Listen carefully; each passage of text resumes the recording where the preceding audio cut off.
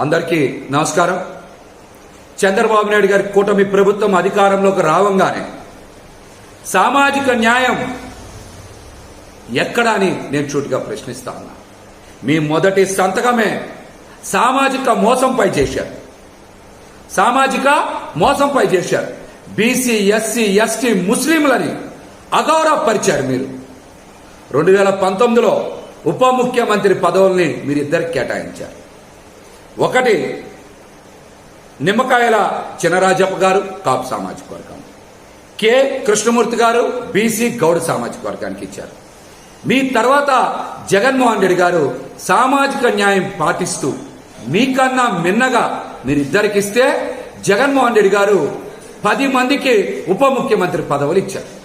ఆయన 5 ఏళ్ల పాలనలో బీసీ, ఎస్సీ, ఎస్టీ, ముస్లిం, కాపు వర్గాలకి ఉప ముఖ్యమంత్రి పదవులు ఇచ్చి ఆ సామాజిక వర్గాల ఆత్మ గౌరవాన్ని పెంచారు. సామాజిక న్యాయం చేశారు. సోషల్ ఇంజనీరింగ్ లో ఆయన విప్లవాత్మకమైనటువంటి మార్పులు తెచ్చేటువంటి ప్రయత్నం చేశారు. మీరు అంతకన్నా మిన్నగా చేయాలి.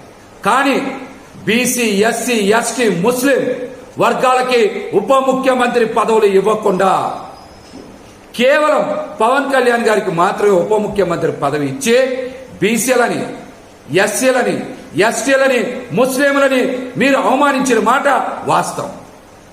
ఈ వర్గాలకి కేబినెట్ కూర్పులో ఉప ముఖ్యమంత్రి పదవులు ఎందుకు ఇలా? గతంలో మీరు ఒక బీసీకి, ఒక కాపు సామాజిక వర్గానికి చెందిన వారికి ఉప ముఖ్యమంత్రి పదవి ఇచ్చారు కదా.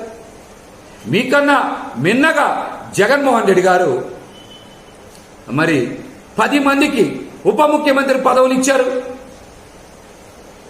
బీసీ, ఎస్సీ, ఎస్టీ, ముస్లింలని గౌరవించారు. సామాజిక న్యాయం చేశారు.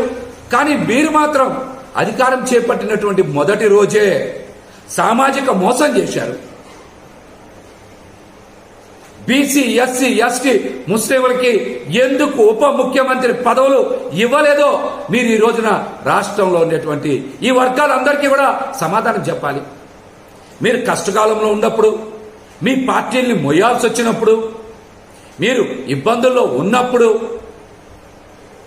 మీకేమో కేసులు పెట్టించుకోవాల్సి వచ్చినప్పుడు బీసీలు, ఎస్సీలు, ఎస్టీలు, ముస్లింలు, కాపులు అందరూ కావాలి మీకు. కానీ అధికారంలోకి వచ్చినప్పుడు మాత్రం ఈ వర్గాలకి ఎందుకు సముచిత స్థానం కేటాయించలేదు? దీనికి సమాధానం చెప్పండి. జగన్మోహన్ రెడ్డి గారి కన్నా మిన్నగా మీరు సామాజిక న్యాయం చేయాలి అంటే మీరు అంతకు మించి క్యాబినెట్లో బీసీ, ఎస్సీ, ఎస్టీ, ముస్లింలకి స్థానాలు కేటాయించాలి. కేటాయించకుండా ఉప ముఖ్యమంత్రి హోదానే ఈ వర్గాలకు ఇవ్వలేదంటే మీరు బీసీ, ఎస్సీ, ఎస్టీ, ముస్లింలని అవమానించినట్టే కదా.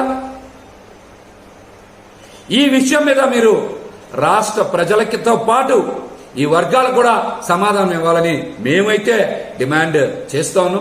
జగన్మోహన్ రెడ్డి గారు చేసినటువంటి అద్భుతమైనటువంటి సామాజిక మార్పు, సామాజిక న్యాయాన్ని ఇప్పటికైనా సరే బీసీ, ఎస్సీ, ఎస్టీ, ముస్లింలు, కాపులు గుర్తించాలి. అత్యధిక స్థానాలు కాపు సామాజిక వర్గాన్ని కూడా కేటాయించింది జగన్మోహన్ రెడ్డి గారు అన్న వాస్తవాన్ని గ్రహించాలని కూడా ఈ సందర్భంగా నేనైతే తెలియజేస్తా ఉన్నా.